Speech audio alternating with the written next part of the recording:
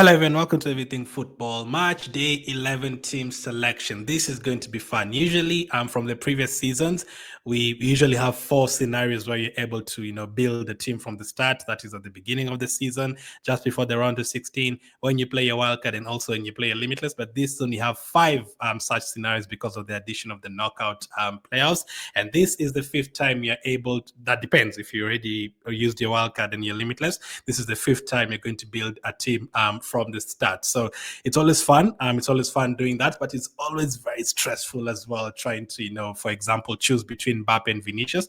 That has not worked out for me this season at all. Whenever I go for Mbappe, Vinicius is the one who gets a goal and assist. And last time I went for Vinicius, of course, Mbappe scored a hat-trick against Man City. So picking between those two players never worked for me. Maybe this time I need to go for both. Let's see. So as always, we'll go through the team selection. This is obviously not the final team. We'll have a deadline stream on the Tuesday as per usual as we try to finalize the team after the team news and all that. And obviously my predictions and also the captain picks for this week. So let's get started. Let's get started without wasting any time at all. So we have 8 matches. As usual in the round of 16, there's a couple of really good games. Spanish derby between Real and Atletico, German derby between Leverkusen and Bayern Munich, and then you have a big game between PSG and Liverpool. Benfica, Barcelona. Last time they played was an excellent game. Like all those games are going to be very, very good. So there's been the last video did the draft. Since then, some has been confirmed. Having done a surgery on his thumb. So that is one player who's going to be out. And by the time you get to Tuesday, maybe there's going to be a couple more who are going to be out. So differentials, are you going to pick differentials? Are you going to go for the usual ones? So now let me go for the ones that are definitely going to be there. So Rafinha is definitely going to be in the team. Really missed him in the playoff stages. He was always in my team, I think, from match day 1, and he always delivered. Like the time I captained him and he had the last time they played Benfica, I captained him and he had a very, very big return. Right, really happy to have him back. And he's very cheap. 7.7 is very, very cheap for someone like Rafinha. He's currently selected by 33% and 84 points so far this season. And as I said, last time we played against Benfica away from home, he was really good. So that is the first pick. And you would expect Barcelona to go through. So next round, match day 12, you'll have 3 transfers. So you also have to also look at the teams that you expect to kind of go through. You don't want to fill your team with Club Brugge players if you think Aston Villa are going to win, and then you fill your team with Benfica players and you think Barcelona are going to win. Because after the match day 12, you will have 5 transfers heading into match day 13. So yeah, you can still go for those players, but obviously, you know what I mean. You can't go for 4 players from Club Brugge, 4 players from Benfica, 4 players from maybe PSG if you think they're going to go out. It's a bit risky, especially if you don't have a wildcard. But for now, you can still go for those players, at least 4 or 5 of them. No problem. There will be transfers in the next round. So Rafinha is the first one. Also, Mohamed Salah. Salah is the next one that I think also needs to be in your team against PSG. I don't think it's going to be an easy game, but I think it's going to be a high-scoring game. Now, I've only had Salah once this season. I think when I played my Limitless, I haven't really had him in the team, but this week, definitely will be in my team. Like, he's been absolutely incredible this season. Like, he's literally about to break several records in the Premier League. He's gotten better this season. Usually when players get to this kind of age, that 3, they usually drop off. He's gotten better, man. He never gets injured. So, you'd expect a 90 minutes from him. So Rafinha and Mohamed Salah, I think, have to be in your team, both of them. And then the rest of the team, I'd say you definitely have to have a defender from Inter Milan. And I'd say Arsenal as well, because both of those teams haven't really been conceding goals in the Champions League. Things could be different now, knockout. But defensively, I think you have to consider Arsenal and Inter Milan players. Maybe not double ups or triple ups, but at least one, because I don't really see any other teams. Real Madrid, Atletico, I'd expect both teams to score. PSG, Liverpool, same. So Jan Sommer is injured. The second choice will probably play. I will maybe end up having the second choice Inter Milan goalkeeper by Tuesday. But for now, I have gone with David Raya on the Tuesday. And then on the Wednesday, I have gone for, Alisson. and then I'll come to the Inter Milan defender. So Alisson, I've gone for Alisson. That is for save points. I don't really expect clean sheets actually from both of them, those goalkeepers there. I actually expect PSG to score a couple of goals, but Alisson maybe for save points because there's no really other option unless you go for the Inter Milan goalkeeper, the backup goalkeeper. So David Raya and Alisson, both from the English clubs, are the goalkeepers that I've picked for now. Again, things could change. Defensively, let's now go to Inter Milan. The defenders, I had Bastoni for the entire league phase. There's like 2-3 times he was benched, which was a killer because we were keeping clean sheets every single time. But there's a couple of times where he really delivered, including assists. Dumfries, if Dumfries was always guaranteed to start games, whether it's Euro Fantasy, World Cup Fantasy, UCL Fantasy, I'd always have him in the team because he's very attacking. But for now, I have gone for Bastoni for now, but it could end up being Dumfries, especially if it's confirmed to start because he's very, very attacking. So Bastoni will be the pick that will stay in my team. He's always been in my team the entirety of this season. He will stay in my team.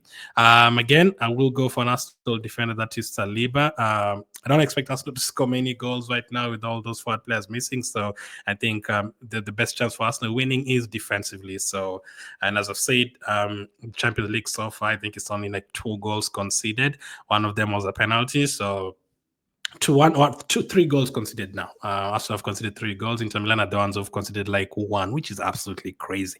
Conceding 1 goal the entirety of the group stage, that is mad. That is really, really mad. So here you can also double up with Dumfries. I think I will end up having double up in their defense. So either Dumfries or I'll replace Alisson Becker with the other goalkeeper from Inter Milan. Either way, I'll still have 2 defenders from Inter Milan. I think that defensive record is absolutely incredible. But I'll wait to confirm whether the likes of Dumfries are definitely going to start. But for now, let's go to the rest of the teams. Let's go for Dortmund. Another player who's always been in my team the entirety of this season. That is Schlotterbeck. Where is he? Schlotterbeck. He's very good in terms of ball recovery, so that's why he's always in the team. And it's playing Lille at home, so if they're going to keep a clean sheet, maybe it's going to be in the home game. Although Lille have had some big results this season. They've beaten Real Madrid, Atletico, and they smashed Feyenoord recently. So Schlotterbeck is in the team defensively. Next up, I'll go for a differential in terms of a defender. So I'm going to go for Club Brugge. They're playing at home against Aston Villa. For the second leg, I won't have him, but I wouldn't consider him for the second leg. But for the first leg at home, why not? Club Brugge have also been the surprise of the season so far. And Michel, I had him. This guy, I had him 2 seasons ago when Club Brugge in the Champions League. A couple of seasons ago, he was in the team. He was getting a lot of attacking returns that season. But last season, I don't think they're in the Champions League last season. But this season so far, I've not had him as well. But for a differential from Club Brugge, I've just gone for him in case they keep a clean sheet against Aston Villa. And it's the first game. If he doesn't deliver, I can always sub him out. And then I have gone for Hakimi. Now, for Hakimi, there's alternative options. Like it's either Hakimi or Trent Alexander-Arnold, or some of you would say both. So either of those options could be great. I'm still trying to decide whether it's going to be Hakimi or Trent. I'm still trying to decide whether it's going to be Alisson or Martinez, the second choice goalkeeper from Inter Milan. I'm still trying to decide whether it's going to be Saliba or Gabriel in terms of Arsenal defenders. I'm trying to still decide whether I'm going to take out the Michele guy from Club Brugge and bring in a defender from Inter Milan instead, the second option from Inter Milan, or go for the attacking defenders from Leverkusen, although they're playing Bayern Munich away from home, Frimpong and Grimaldo. All those will still be decided. But for now, this defense, I can say the ones who are definitely going to be there are... Actually, I think it's only going to be Schlotterbeck. The others could change. I could change Bastoni to Dumfries. I could change Gabriel Saliba to Gabriel, depending. But it's not going to change that much. It's still going to be an Inter Milan defender. It's still going to be an Arsenal defender. I'm not going to change teams now. So defensively, you can expect me to have an Inter Milan defender or 2, an Arsenal defender or 2. Schlotterbeck will definitely be there, and then it's going to be that Kimi or Trent, and then Michel will probably end up staying in the team. Let's go to the midfield. Next up, I've gone for an Aston Villa midfielder. It's been really good in FPL this season, and in case they go riot against Club Brugge, then Club Brugge, you'd need Rodgers in the team. It's been very good, and now they're looking really good with Asensio and Rashford and Watkins. maybe it could help them get a couple of goals in this game. So Rogers is there, and obviously for the second leg is a good option, and I expect Aston Villa to go through, I'd say. The next one I've gone for Florian Wirtz, although he's playing away to Bayern Munich. Is very highly owned. So what a mistake I made in the knockout playoff, I went to too many of my options and didn't also consider the top 2-3 players who were owned, and that's how I missed out on Vinicius. Like I usually go for your team, yes, but at least try to have if there's top 5 owned players, at least have 3 of them. You cannot have like none of them, because if they score, your rank is going to die off. So players like Rafinha and Vats, I think it's great to have them. Now for Vats, depending on which team you trust, if you feel like Arsenal are going to score a goal and you want Trossard instead, well and good. Do you want Yamal instead and go for a double up from Barcelona? Dembele, would you go for Dembele instead? PSG have been scoring 7 goals every single week these days. Or do you want to double up from Liverpool? Literally up to you. The next pick I've gone for from Benfica, that is Kochu. Last time it was 5-4 game. So Barcelona conceded goals, and Barcelona concede goals in the league as well. So Benfica will definitely score in this game 1 or 2 goals, maybe even more. So you hope Coach is a part of the goal scoring team. So 3 players to go, 30 million in the bank. Which players should we go for up front? So again, as I said at the beginning of this video, between Vinicius and Mbappe, always so hard to pick, but I've gone for Mbappe for now. I never make the right decision with this one. So if I go for Mbappe, I probably should go for Vinicius, because I've always had bad luck with this choosing between these two. Next, I have gone for Lewandowski for now against Benfica, 9.6 million. So Lewandowski could be, Mbappe or Vinicius. Lewandowski could easily be, Harry Kane instead. And the last one is Guirassy from Dortmund against Lille. So I think Guirassy will definitely be there. And then it's going to be Mbappe or Vinicius. Now, Lewandowski or Kane, I'm still going to decide which one it's going to be. It's very tough, as I've said again. When you're able to choose the whole team, to pick up the entire team, it's very, very hard to choose. So 1.3 million in the bank left here. But the other options I've said: Trent, Vinicius, Martinez, the goalkeeper from Inter Milan, Grimaldo, Frimpong, Gabriel, Yamal, Dembele. If you want a Trossard from Arsenal, though I'd avoid that. Harry Kane is an option as well. Defensively as well, you can go for other options. Dumfries.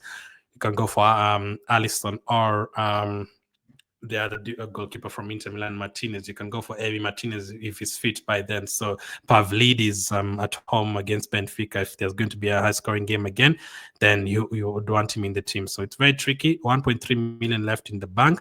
In terms of captaincy on the Tuesday, where we have the games between PSV, Arsenal, Dortmund, Lille, Real Madrid, Atletico Club, Brugge, Aston Villa, I'd probably go for a Real Madrid player, Mbappe or Vinicius, or go for Guirassy against Lille. Those would be the options. And then on the second day, I think you'd never go wrong with Rafinha or Salah. It's going to be one of them. So I'd probably go with Rafinha, but it's very hard. Some could even go for Kane against Leverkusen. It's tricky. It's tricky, but those are the options I'd look at. In terms of differential on the Tuesday, if you want to go for a differential, if you trust Atletico Madrid, maybe a Griezmann, if you have him in the team, and maybe a Watkins, although I don't think Aston Villa are going to score a lot of goals in their away leg. So that is the captaincy picks. In terms of predictions, the first game, Club Brugge, Aston Villa, have gone for a 1-1 draw there. The next game, Real Madrid, Atletico, 3-2 to Real Madrid for the first leg. Dortmund to beat Lille 2-1 in the first leg. PSV, Arsenal, 1-1 draw there. And then on the Wednesday, Feyenoord 1, Inter Milan 2. So I've gone for Inter Milan to consider goal. If they keep another clean sheet here, then you have to start thinking about tripling up on their defenders. PSG 2, because there's not too many options from Inter Milan in terms of going forward. I don't think a lot of people pick their strikers because of all those other options, forward options. PSG 2, Liverpool 2. Bayern Munich 2, Leverkusen 2, and then I've gone for another high-scoring game between Benfica and Barcelona. Barcelona to win this one by 3-2. So not expecting too many clean sheets here. I'd say the team that has better chance of keeping a clean sheet is Inter Milan, really. So those are the predictions. That is the team that I've gone for now. There's still going to be changes. The only definite ones who are going to stay, maybe 6-7 players who are definitely going to stay, players like Rafinha and Salah. All the others might end up changing depending on the team news and depending on how I feel by Tuesday. But make sure to join me for the deadline stream. It's going to be fun as usual. Thank you for watching, and I'll catch up with you guys on the next.